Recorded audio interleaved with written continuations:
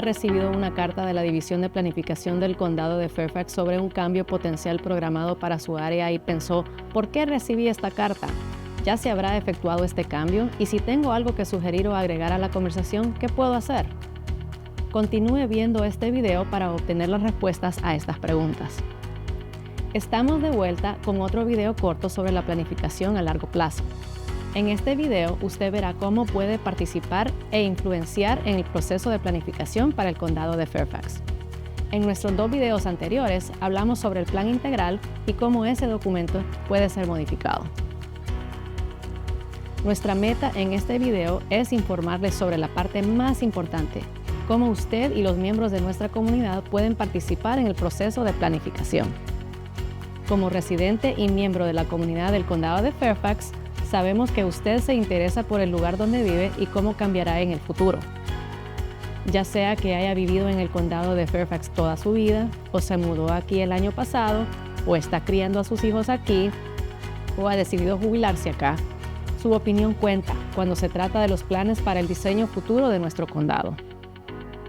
La División de Planificación del Departamento de Planificación y Desarrollo se comunica con los residentes de varias maneras. Quizás usted recibió una carta de nosotros por correo postal o se registró para recibir uno de nuestros boletines informativos por correo electrónico o nos sigue en nuestra página de Facebook.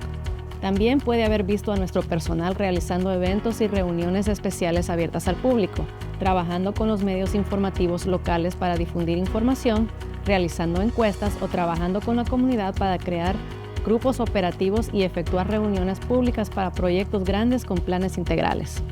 En cualquier momento que haya un cambio al plan integral, los residentes y miembros de la comunidad tienen la oportunidad de participar ya sea a través de una encuesta, haciendo comentarios públicos en una audiencia pública, haciendo preguntas en una reunión comunitaria o enviándonos un correo electrónico con sus preguntas y comentarios.